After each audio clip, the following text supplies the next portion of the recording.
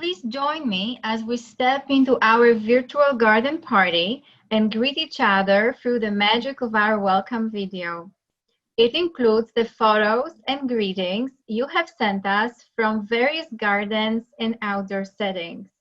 It's not exactly the same as hugging old friends or shaking the hands of new ones, but please enjoy seeing many of our wonderful faces that make up our community. And don't forget to grab something festive to drink for the toast at the end of the program. Welcome.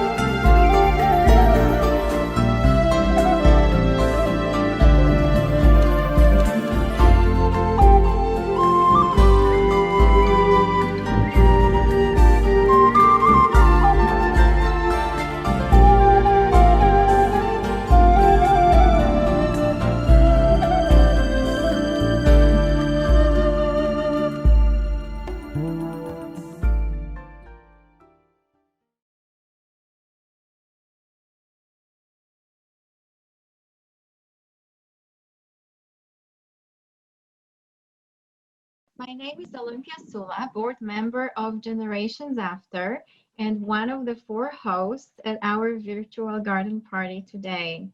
I am also a child of a survivor from Poland. Welcome to everyone, and thank you for coming. I'm thrilled to be joined today by my son, Alberto Pardo. Hi, everyone. I'm happy to be here and to be a part of this intergenerational event. My grandfather's story is a really important part of my own story. And today I'm bringing you greetings from Edinburgh, Scotland. Hi, everyone. My name is Shelley Klein. I'm a board member of GenAfter and also a child of survivors from Poland. I am joined today by my niece, Julia Coopermans, and I add my greetings and welcome to everybody. Good afternoon, everyone. It's important for the 3rd generation to join in remembering and educating society about the Holocaust. Thank you for inviting me, and I look forward to this next hour in our community's virtual garden. For our first guest, Bill Lippman is a musician, a professor of music, brother of our GenAfter board member Ruth Cummings, and son of survivor Bernard Lippman. Bernard Lippman survived 19 concentration camps and lived to write the haunting song Treblinka. Bill will now tell us a little bit about the song's history and perform it for us. Welcome, Bill. Thank you. During the peak of the Warsaw Ghetto Uprising, my father escaped through the sewers only to be caught by the Germans, and where Jews from Warsaw were shipped. He was shipped to Treblinka. In the undressing room, he had to carry a man whose finger got cut off. They couldn't take the ring off of him. So he had to carry the man with another young boy and basically throw him in a pit. And there was a freight car with the clothing of Jews who already were gassed. And he immediately jumped into the clothing. And after the gunshots stopped, eventually they closed the door of the freight car, and he composed this song, Treblinka. He would often sing it for myself, Ruth, and our mother.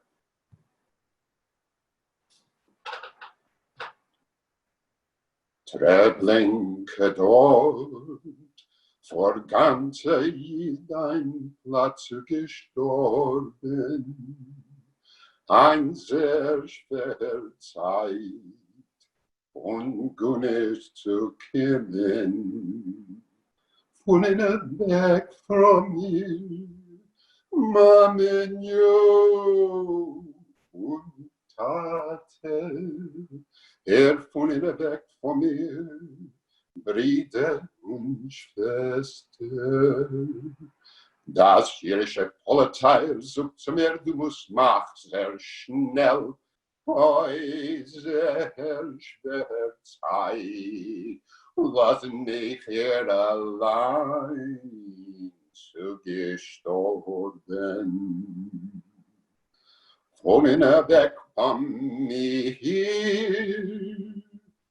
ganze jüdische Neshama tödling kann.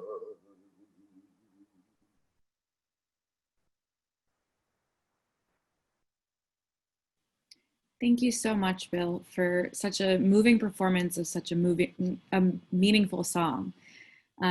We're excited to feature 3 remarkable stories from 3 remarkable people on how growing up in survivor families has impacted their life choices.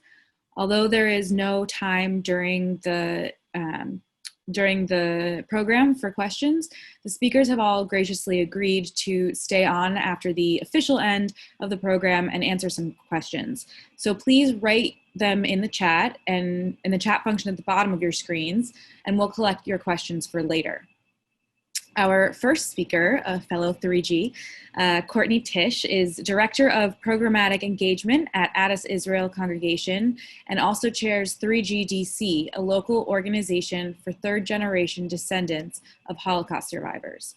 She wrote her award-winning book, The Number on Her Arm, while pursuing a master's degree in education from George Washington University.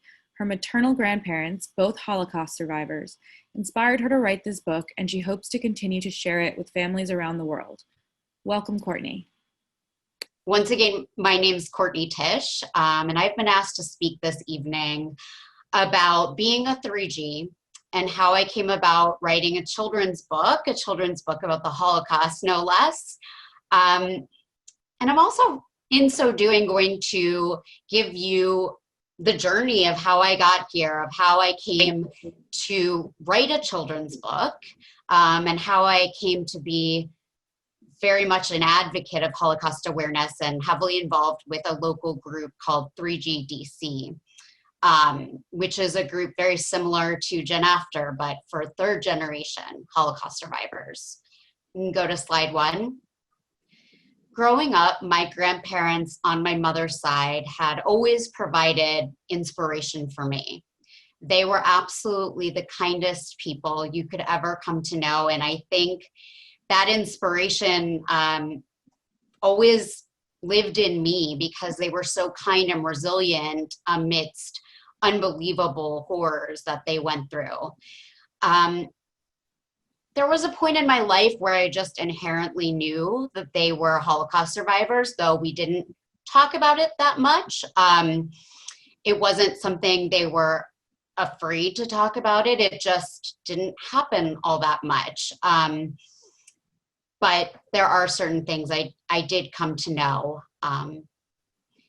Go to the next slide in a second.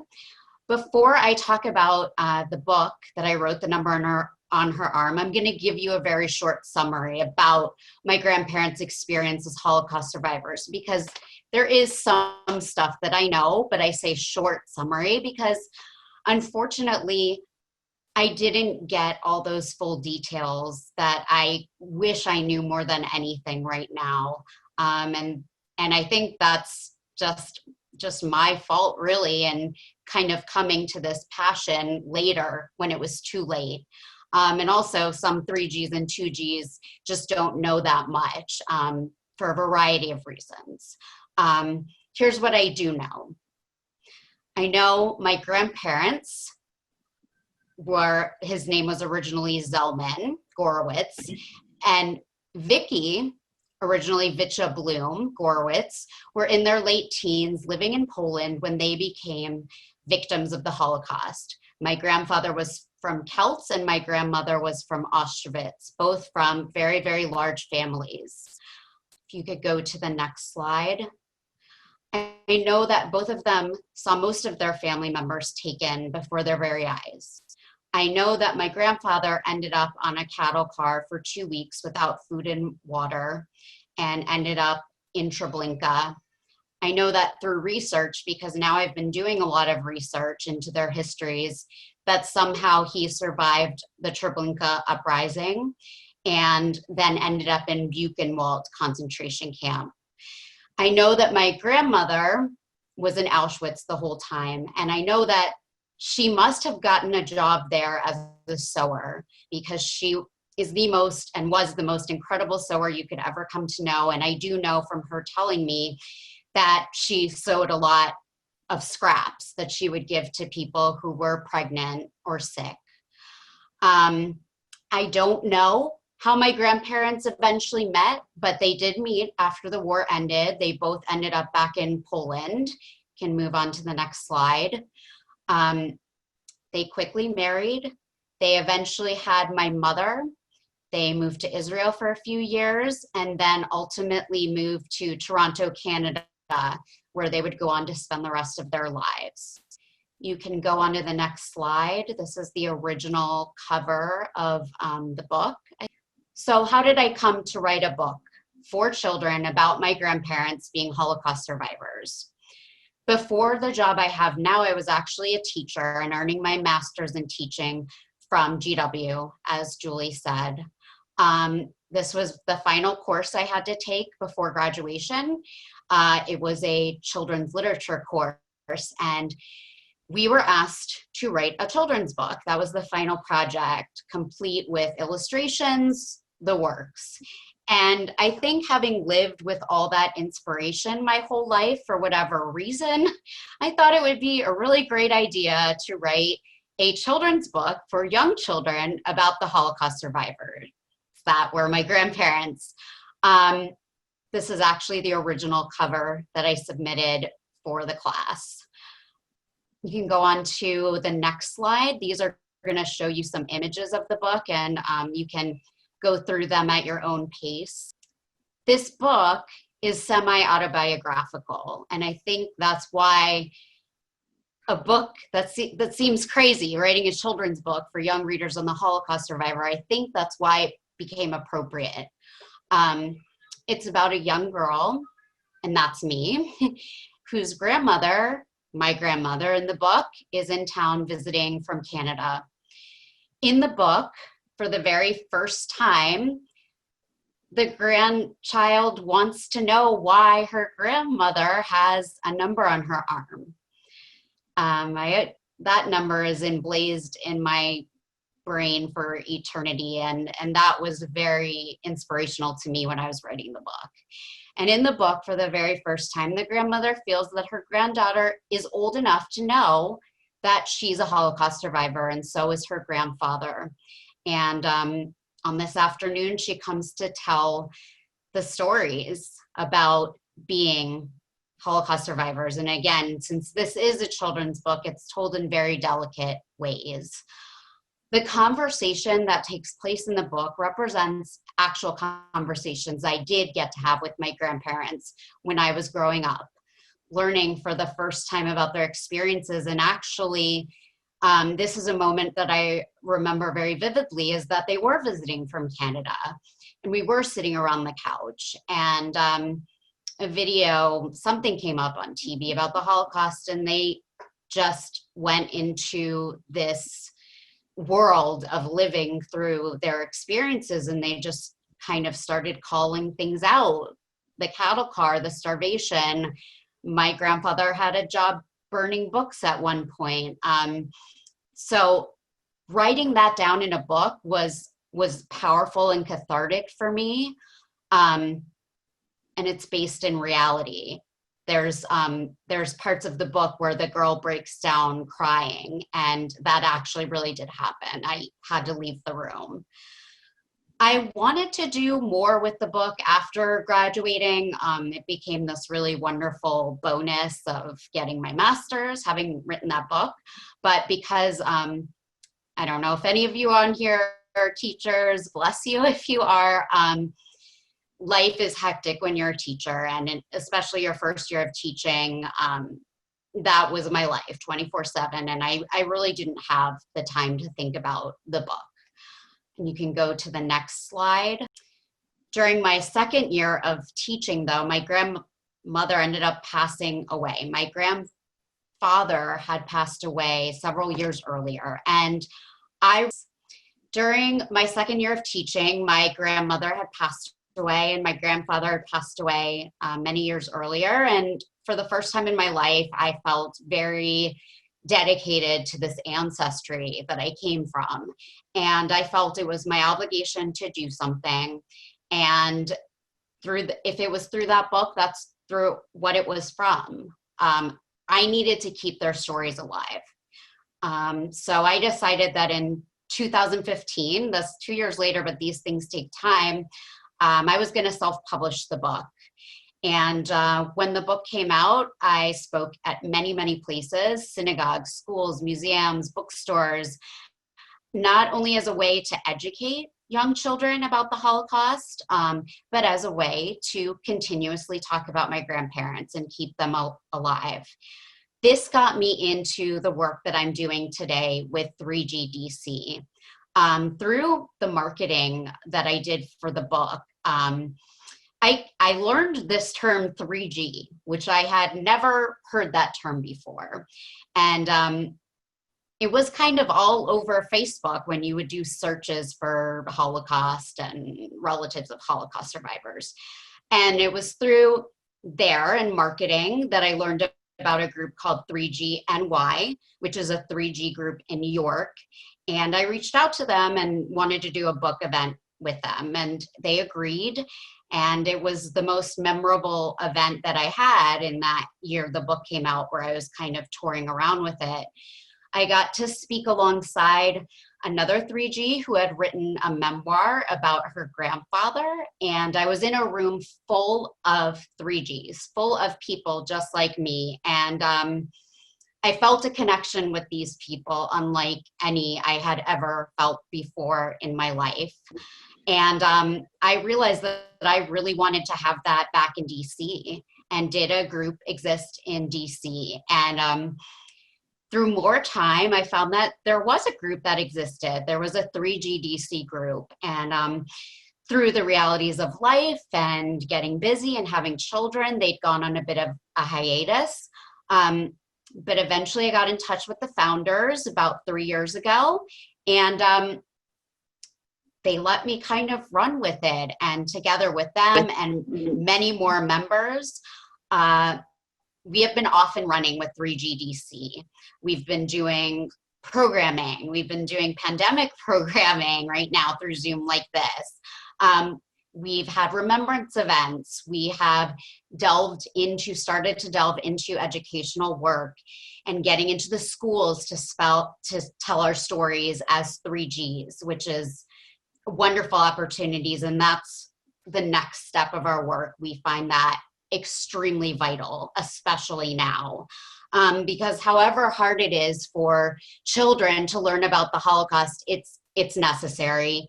And we get to do it through the lens of our grandparents, which is remarkable. As cliche as it is, we can never let anyone forget our relatives. That's where I'm going to end right here. Thank you so much. Please be in touch with me. I'm going to chat into the Zoom how you can contact me through 3GDC and the number on her arm. And for today, I'm going to give a very, very big discount on my book if you'd like to get it. And I'm going to put that in the chat as well. Enter the discount code REMEMBER, and the book will be yours for $12. Thank you so much again for having me, and never forget. That was brilliant. Thank you, Courtney. So next we have Miriam Marcel Nathan, an artist whose work reflects a memory of experiences she absorbed but did not have. She's a published poet, and her art has been exhibited throughout the US and in Israel. Miriam's parents were from Prague.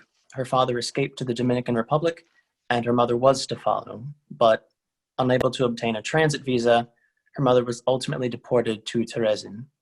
Miriam's parents were reunited in the Dominican Republic after the war, where Miriam was born. Miriam was also the co-founding director of the Washington Jewish Film Festival. Welcome, Miriam. Thank you, Alberto. Thank you for the invitation, Generation After, to be part of this. It's actually very moving. I'm trying to recover a little bit from all the greetings and the sense of community that I feel and always feel, as Courtney said, for her 3G groups, when I am with children of survivors. Is almost no need to say anything because it's an unwritten language. We don't have to articulate. We know. In any case, I did grow up in a house where stories were told, unlike many of my 2G friends and colleagues. And the thing is that even though they told stories, my father about the Dominican Republic and how he escaped from Europe, and my mother, her time in Prague before she was deported to Terezin, and then when she was in Terezin, there are gaps. So Courtney, we don't get the whole story, didn't get the whole story, even when we were told the stories. And that's part of what I think our struggle and our goal is to piece together what it is that we heard or didn't hear and are in search of.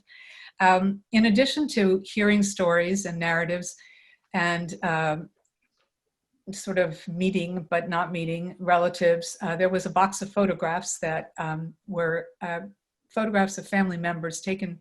Photographs were taken before World War II. So there were, family events and weddings and celebrations and portraits. And I dug around in that box of photographs forever and actually felt I knew these people, even though so many of them were killed. And in addition to photographs, we were somehow able to obtain documents as well, letters from my grandparents or aunts. And all of this actually informs and drives my work. And whether it's my poetry, whether it's my visual art, and it also is the lens through which my worldview is seen. What comes of it, I feel, I call it memory of a time I did not know. I'm informed by a memory of a time I did not know, informed by an inherited memory. And it impacts how I see things and how I do things and how my work comes out. It's very organic and it's very intuitive, but there is something that drives it, and that is that fragmentation, that sense of a haze, that inability to really get it all, that piecing together, and the gaps, the absence. Sense of memory. I make a joke. I say, I think as Alberto said, I was born in the Dominican Republic. And so my sense is that in the beginning, I must have seen the world through a mosquito net in my bassinet, a haze, not clearly. And that's how I feel even about the stories and the photographs from Europe. So in order to try to make this concise and simplify what is complicated in terms of the work, I'm just going to give you some categories and then give you examples. But first I want to say that I work only on paper, and that is just, again, an intuitive response. I find it, the tactile nature of paper, very appealing, but I also wonder sometimes whether it has anything to do with photographs and documents and letters.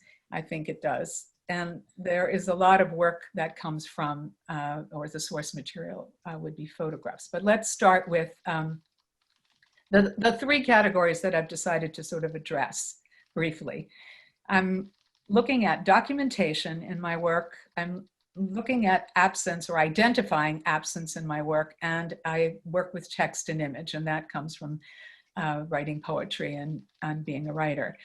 So to start with, for documentation, Ephraim, would you show the first slide, please? The poet Martina Spada said, "We write," or I'm inserting paint, "for those whose lives would otherwise go unrecorded."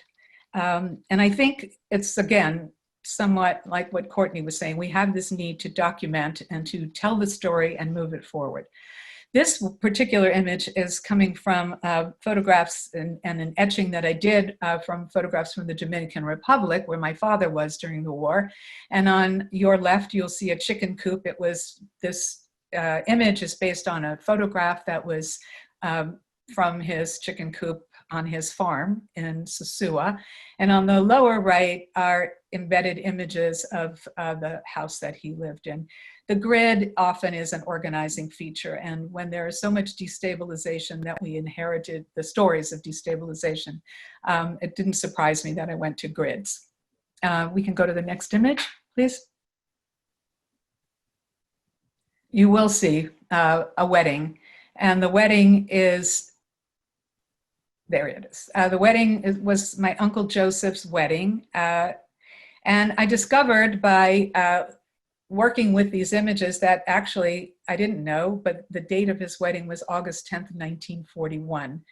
And when I was started to work with these photographs and was rummaging through this box, I suddenly discovered 7 images. This is another one from his wedding. And as I really looked at them, which I hadn't done in that kind of way, I saw the photographer's stamp on the back. And then the process was I enlarged these images, did a process of transferring them on large paper, and then I draped fabric over them to make it difficult to see. There's that haze, there's that difficulty, how memory is hard to retrieve, how we can't see our parents' stories, but we're still trying to tell them. And if you move to the next image, there's also, aside from the draping, there's a stone at the top of the piece on this one. And I didn't even realize, again, that I was using materials that suggested either Shiva, covering mirrors, or bridal, veiling, or a stone, how we place a stone when we go to a cemetery. Please go to the next image. You will see that I cropped the large images and went into close-ups, and I sort of randomly put these faces into a plexi box. There was something about putting them in a box. There was something about chance, location of them that felt that it resonated to me for the experience that perhaps followed after this wedding in Prague in 1941. Next image is of my Aunt Greta, who I had a connection to through photographs. She was deported to Auschwitz on April 29th, 1942. No word, no information, nothing. I don't know what happened to her, but I had this connection to her throughout my childhood and even into my adulthood, and wanted to document her. So I did these silhouettes, they're monoprints, pardon, and I intentionally created absence. Pardon me, and Ephraim, if you can go to the next slide, you'll see these 4 dresses. I only had one photograph of my aunt, and I distilled, and I think that comes from my life as a poet, the distillation of images or of ideas. So I distilled the image of her dress, took her away, so there was even more absence, but also made the dresses multicolored as a way to say, Greta, I don't know what you liked to eat, to read, what color your dress was in the photograph, but I'm asking you those questions. So that was actually my way of speaking to her as a child of survivors and as her niece. If you'll see the next one, please note that this red is very vibrant, and what it is intended to signify is a rose that was part of my aunt's narrative. It's an abstract distillation, a prompt, if you will, for my work that has been in process for 2 years on this body of work to tell my aunt's story. Next image, please, this was a response to a photograph by the Russian artist Rodchenko. It was a cityscape, an urban photograph, and this is what happened. And it was surprising to me, but it also informed me how much my work is informed by my background. And it's an example of how it never goes away. And in the next one, I'm going rapidly because there's a lot I want to say, and I'm sorry to be so quick, but I just want to note these things. Here you see absence, here you see fragility, and the lines are fragile and delicate. And there are 2 parts to this drawing. There you see a break in the middle, which I do very often. I connect to make a whole out of something that can't be made whole. And then there's a piece of tape right there on the left side, which makes me think, well, I must have put that there because of the stickiness of tape and the gluing together and the adhering of different parts that tape can do. Next image, we go into so that was the absence from fragmentation section, but here is where I went into text and image. And this was a photograph of my mother, pre-deportation, early photograph. And it's that memory of a time I did not know, a nostalgia for a time I have a connection to, but didn't live, but informs me. And I embedded a piece of writing, which happened to have been a section of a poem that I had written. And I am finding that it's very hard to see my mother, and it's also a little difficult to read the text. The last image I want to show you is what I did, and that image was from 2006. This image I did in 2020, this June, and I do reference hands quite often. Something about them feels very vulnerable. And the other half of this, which you can't see, is the fourth verse of stanza of a poem that I wrote that actually I discovered was the same text that I had put in the 2006 image of my mother. So all this is to say that it continuously and endlessly informs my work, and it also provides a way to tell the stories, to say the names, to bring the stories forward. And this is for my children and my grandchildren and all future generations. So thank you for letting me share this with you. Miriam, thank you so much for this beautiful and moving presentation. Former Congressman Sam Gedjensen represented the 2nd Congressional District of Connecticut in the U.S. House of Representatives from 1981 to 2001.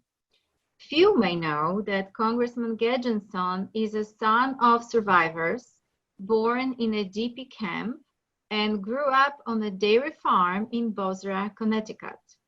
The farm was part of the Baron de Hirsch Fund that settled Jewish farmers around the world, including in the United States. We are privileged to hear how his legacy impacted his life choices. Welcome, Congressman Sam Gedjensen. Thank you.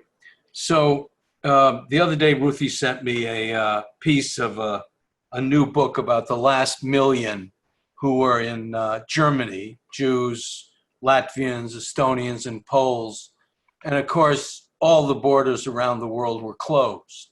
Much as there's an anti-immigrant feeling in this country today, it was even stronger then and controlled by very powerful members of Congress.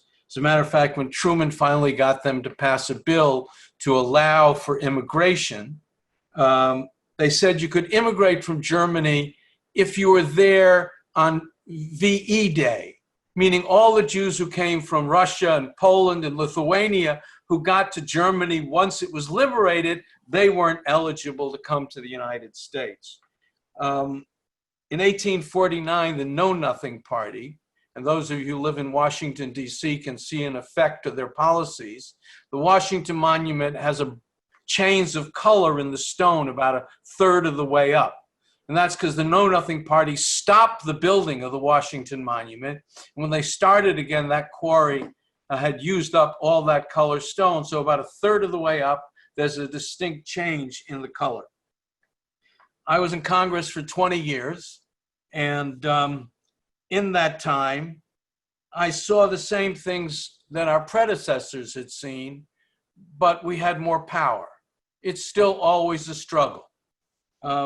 In March of 1999, during the conflict in Yugoslavia, we were on the second floor of the White House with President Clinton, Vice President Gore, Madeleine Albright, Shelley Klein, and George Tenet, who was then head of the CIA. And after their presentation, about 10,000 Yugoslav Muslims had already been killed. One of the senators turned to me and said, you know, they really haven't killed enough for us to do anything. And I said, you know, my father's village had about 500 Jews. It wasn't 6 million. When the Gestapo came that day, they rounded up all but a handful and shot them in a grave. They dug a grave. They made everybody undress, including my father's sister, mother, and father. And they were all shot one at a time. And as you'll see in a clip later, the first one to get shot was a woman who'd given birth the day before. So the numbers don't tell the story. You know, we look back and we say, well, 6 million. It wasn't 6 million. It started with small villages of people being shot in depressions and buried alive. In Vilna, they were buried in old oil tanks. In Panar, my mother's hometown. So if you wait till it's in the millions, you'll never get anything done. And just in the time that I've been around in Rwanda, in a weekend, 700,000-800,000 people killed. And in Cambodia, 1.5 million people killed by their own hand. So this doesn't stop.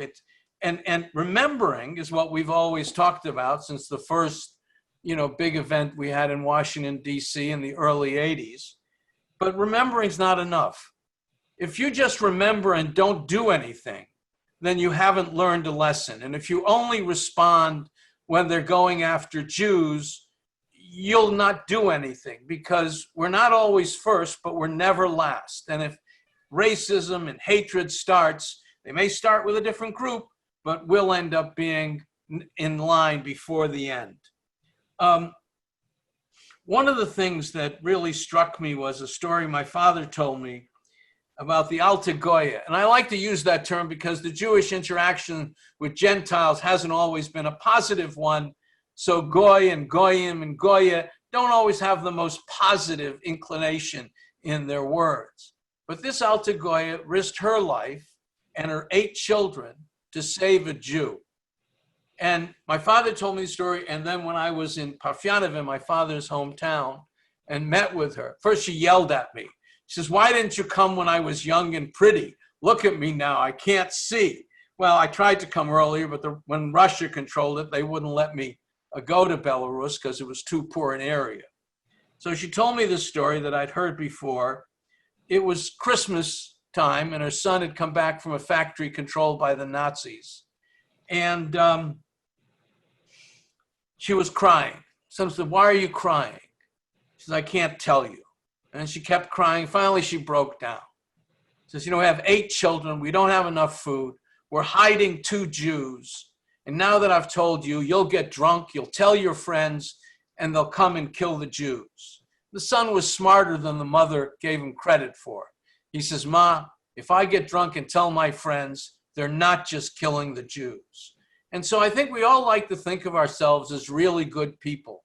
And I dearly hope I'll never be tested in this way, because I don't know if I'd do the right thing if my children were at risk to take in a stranger who was being chased by the Gestapo, by the police, by whoever it was unjustly, if it meant my children could perish.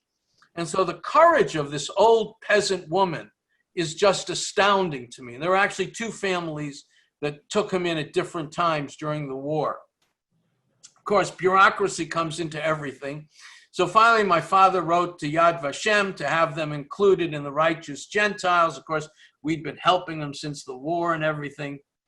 And Yad Vashem rejected him, because in my father's letter, he correctly described that when the Gestapo would come to town, the family would tell him to go hide in the woods.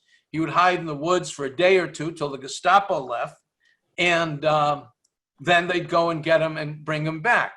And this bureaucrat in Israel said, no, they're not righteous because they told him to leave. So at first, I always try reason. And I said, well, if they hadn't told him to leave, I wouldn't be here today. They would have killed him and his brother, and nothing would have come of it. No, doesn't work. Okay, so from there, it just so happened the foreign aid bill was coming to the floor. And I was very close to the speaker at that time, Foley, and I asked him to hold the bill. And I said, if anybody asks, tell them it was me.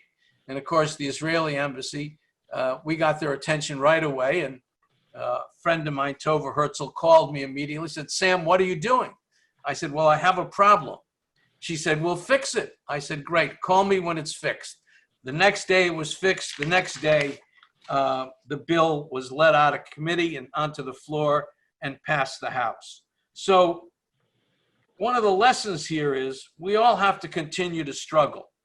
And Anne Frank, in one of her writings, talked about it's not just big men. It's not just powerful people. It's not just the leaders of the country. It's the rest of the country that's at fault as well. If we stand by, as whether they're Rohingyas or whether they're innocent people on the streets of this country, if we just stand by as that happens and we do nothing, we're as guilty as the oppressors. And you can look all over the globe today, the Uyghurs in China, the Rohingya, obviously, in Myanmar. In this country, the treatment of many of our Black citizens has been atrocious and continues to be atrocious. We need to be the ones to speak out, because we can't wait till it gets to us for a very practical reason. If we wait till we get to us, we'll be left with no one to stand with. And there's that great quote from Pastor Niemöller, and I don't remember it perfectly, but basically he says, you know, first they came for the communists, and I wasn't a communist, so I didn't speak out. And then they came for the trade unionists and the socialists, and each time I thought it was wrong, but I didn't speak out. And finally they came for me, and by then I was all alone, and there was no one left to speak out. So I think we need to remember, we need to make sure that we participate in all the memorial services, but we also have to be involved politically in our countries, in our communities, to make sure that any place oppression occurs, we're the first in line to speak out against it. And whether it's a Palestinian child in a village in Israel, which is a very tender subject for Jews, or somebody in South America or anywhere else, we should be the ones on the front lines. And I think the one thing that drove me into politics was when I first saw a boatload of Vietnamese fleeing Vietnam. And, you know, I couldn't tell from the picture whether it was a bunch of old Jews or a bunch of old Vietnamese. They were people in distress. They were old. They were, you know, in tattered clothes, and they were fleeing for safety. And we need to be the ones that speak out for the powerless, for those who have no ability to speak for themselves. And that's what we have to learn in our remembrance. Thank you very much.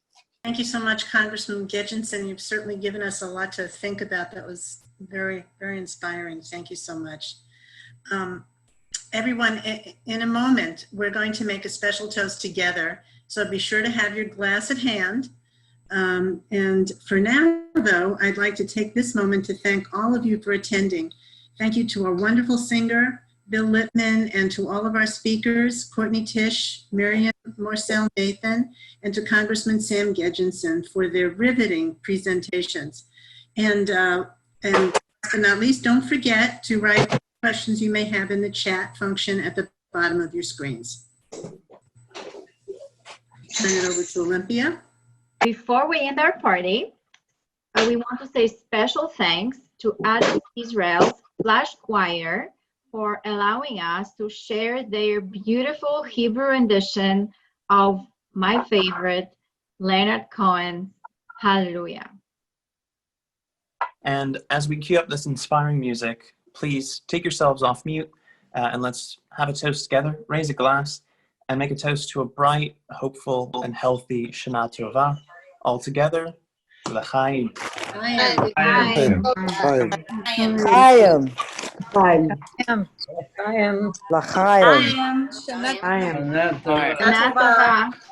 Shana Tovah. Shana Tovah. L'chaim. Shana Tovah. Shana Tovah. Shana Tovah. Shana Tovah to everyone. Tovah. Shana Tovah לכולם.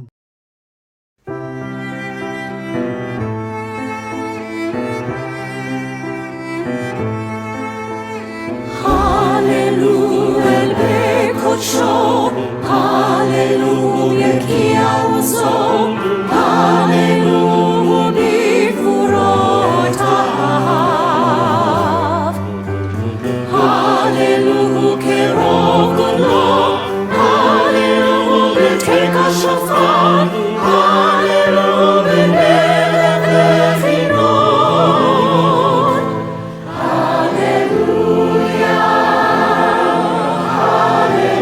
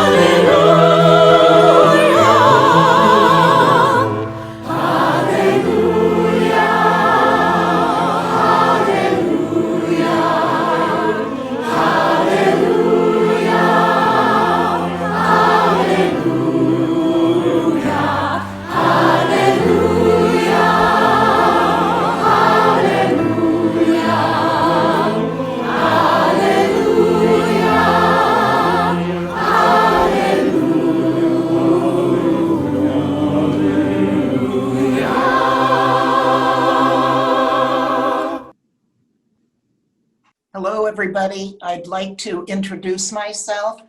My name is Ruth Lipman Cummings. I'm the secretary of the Generations After, as well as co-chair of the program committee with Micheline Amir.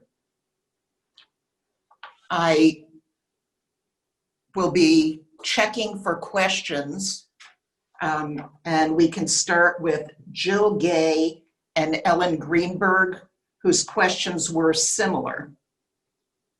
Do you think second and third generation react differently to the pandemic than others? And that can go to Sam or anybody, actually. Well, when my kids were growing up, they always got a little tired of this refrain that your grandfather, Alav Shalom, was being chased by Nazis through the forest and at times living off the bark of trees. So you'll excuse me if I'm not sympathetic to your major crisis of the moment. And that's how I feel like this pandemic. I mean, it's a terrible thing, obviously, that we lost so many lives and that people are suffering. But for those who are not sick, I mean, we have, food you can order in, you can have Peapod and other things delivered to your house. We live in pretty good comfort. And as long as you're not in financial distress where you can't feed yourself and your family, this is a lot easier than what most people go through. So I think that affected me, and I've passed a little of it to my children, although they smile when I tell them these things. Thank you, Sam. Miriam or Courtney or Bill Lipman, do any of you have comments about the... Sam sort of beat me to it, but it is hard and it's a roller coaster. But I do try to put it into perspective, thinking that our relatives went through this for years in completely dire straits. So we do have everything accessed at our fingertips, but so I try to put that into perspective, even though it is, difficult. Thank you, Courtney. Miriam or Bill? I'm not quite sure, it's here, Miriam. I'm not quite sure if the intensity with which I'm responding to this pandemic is felt in our children and grandchildren. I think they are feeling it, and they are also juggling so many other things. And I have a little more, I guess you would say, space to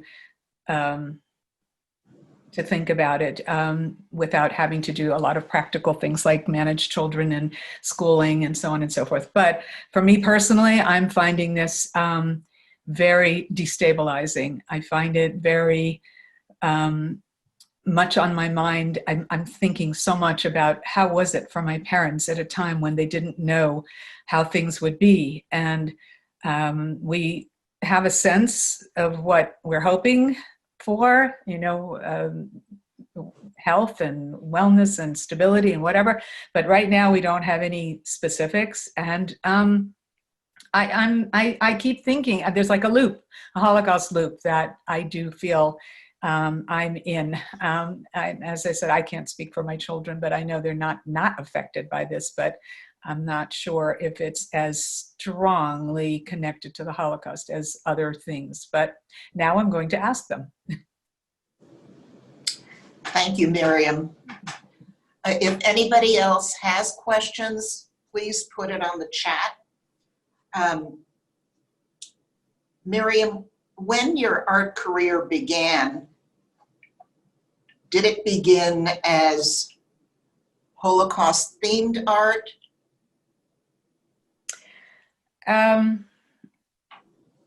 Actually, probably yes. I wrote poetry really for almost my entire life. And then I had a compelling need to paint and to do visual work. My poems actually had a lot of visual elements to them. So I think I was trying to paint through words. And At first I was doing small watercolors, and they were sometimes flowers and abstracts and whatnot. But then I went into that box of photographs and I did over and over and over, and I couldn't even identify what it was obsessively. I was working with those images, like that image of my mother from 2006 was in that genre of working with the images, doing things with them. And they were crudely done. I would print out on my not fancy printer onto Mylar the photographs, and then I would do things to them. And so it wasn't intentional, but it was very much part of what I was doing. And then it went from a more sort of frenzied way, if you will, of using all these photographs and not really having an idea of why they were so compelling to me, and then eventually getting more specific on, now I'm going to do Greta, and now I'm going to do the wedding, because I was interfacing with these images more specifically. But I did a lot about family, many. So an evolution for you, in a sense. Yes, and actually, just as an aside, or not an aside, but an addendum, so I am part of a group of 2G who were supposed to exhibit our work at Howard Community College in April. So obviously that's postponed for a year or two. There will be a preview online, probably, I'm assuming next week or so, that will show images of the different artists' work. But in this show, the work that I did is much more abstracted. It's not as recognizable, like the wedding. Greta is abstracted, but also my mother's image. This work is abstract images and text, and the text is derived from my mother's narrative. So it's actually the first time I have told her story very specifically. Usually I'm alluding to things or suggesting, as I said in my talk, absence and memory and difficulty with knowing all the parts, of putting together the parts. In this case, I'm still doing it in a fragmented way. There are only 10 panels, and they're meant to be prompts. I want the viewer they have to come up close to see it, and I want them to ask me questions. But it is very specific to my mother's story, or parts of her story. So it evolved it became almost like an installation more than artwork that's identifiable as a print or as a drawing. And I hope you can get that information to us so we can pass it on to our membership. That would be wonderful. Thank you so much. And Sam, I have a question that I've thought of in regard to myself too. Do you feel closer as you get older to other 2Gs? Well, I think there's obviously a bond because of the shared experience, both historically, our parents, where we came from, the values they brought with them. And I think many of them have the same view of the world, the same Weltanschauung that we have. But I forget which book it was in. It might have been Jared Diamond or one of those, who talked about the most important thing in marriage is shared values. And I think it's the same thing in friendship. So the shared values come from the shared experience, but not always. Thank you, Sam. And another question for you. When you were running for Congress, did you feel that you had the support of the survivor community? I tell people the story when Paul Tsongas was running for Senate the first time. His chief fundraiser was a Jewish professor from Harvard, and they were in this little pizza place trying to, raise some money. And finally, the pizza owner took off his apron and said, "Listen, Sonny, the little I know about Paul makes it hard for me to support him. Keep quiet, here's the check." And I think there was some of that. We all say it's terrible ethnic stuff, and my staff, most of which, and volunteers on the campaign, most of which weren't Jewish, couldn't understand why I kept getting checks for $18 $118, $18.18. At first they'd come to me and say, what is going on here? So it had an impact. And, I ran against somebody who was especially in the primary, who was much more relatable to the district. He was an Irish Catholic whose father had been governor. He was state party chairman. And so, my parents thought I was crazy, from their own experience. And I think my the biggest shock to her was the day when a number of other Irish, politicians, labor leaders endorsed me over the Irish guy. So America is different. There's still hatred, anti-Semitism, racism, sexism, all those things. You have to push back every time you see it. Well, I have to say, I think Gail Nadler and my parents were very, very proud of you and very supportive of you. And I know Ellen is on this, and I know her family felt the same way.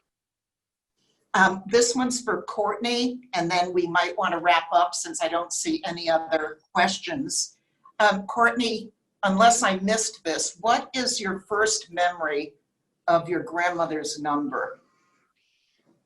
That's something I try to remember every single day. I think it was just always something that I saw, and when I was too young, I just accepted it. It was just part of her arm. So I think that's really my memory, is that it was just always something I expected, and it seemed normal that she had this string of numbers on her arm. And then, of course, when I got old enough to understand it, it took this very different meaning for me, obviously. But I almost always looked at it as something that continuously made me very proud of her. I looked at it as a feeling of pride. Thank you. I know that I, for 9 or 10 years, have shopped for a survivor, and it's almost like a magnet that you would be looking at this number. Actually, there were a couple of other comments. One from Julia Koopman. Did your father go to the Dominican Republic following the Evian conference? Yes, he left Prague in 1939, and he arrived, there's a long story in between, but he arrived in Sosua, or in the Dominican Republic, in early 1940, and it had already been established, Sosua had already been established by Trujillo as a refuge for primarily German and Austrian Jews, but others were there as well as other people. But yes, he did come after the conference. Thank you. That was something I just learned about recently, that the Dominican Republic took in all these Jews when other countries wouldn't. I didn't know about that before, so that's really interesting. It's not a well-known story, actually. Thank you very much. And now I'd like to turn the program over to our Vice President, Dina Hirsch. Generations After began as an organization of children of Holocaust survivors in 1979. We now encompass our local survivor organization and partner with the last generation, the Child Survivors Group, as well as 3GDC, about which Courtney spoke. Despite the pandemic, we have continued to offer programs, social gatherings, educational projects, and financial support to organizations that aid our cherished survivors. Our multi-generational family continues to foster the legacy and memory of those impacted by the Shoah. We have an active book group that discusses books from the perspective of a shared history. Our writing group has produced moving memoir pieces, and we are planning to form a second group this fall. Remember a Child, a living memorial project, continues to match current B'nai Mitzvah children with children who were murdered in the Holocaust. The Programs Committee has most recently brought you a stimulating discussion with 2G author Helen Epstein. and a filmmaker discussion of the Canadian documentary, Will the Second Generation Please Rise? Our 2019 member survey guided our upcoming fall tea focus on anti-Semitism in America and what we as 2Gs can do about it. We also heard your survey request to enhance communications, and this past year have been sending you our monthly e-newsletters on our programs and those of other Holocaust-related organizations worldwide. In the fall, we will launch a new and more user-friendly website. All of these activities are funded by your membership dues, and we are thrilled that so many of you became members or renewed when you registered for this event. Thank you so very much. As we launch our new website, we will be sending you a quick and easy way to join if you have not yet, or to renew. As we turn our thoughts to the high holidays, the Generations After Board of Directors wishes you a new year of health, of happiness, of peace, and a commitment to celebrating the value of all people. Shana Tovah. Before we acknowledge all who contributed to our wonderful garden party, let me extend a huge thank you to Anat Bar Cohen, president of the Generations After. The idea of a virtual garden party was hers, and she spent countless hours making sure that everything was in order for a successful event. Yasher Koach Anat. Thanks to all the people listed on the screen that will be coming up shortly. And to each and every one of you, our thanks for making this truly a success. It would not have been without you. Toda Rabah.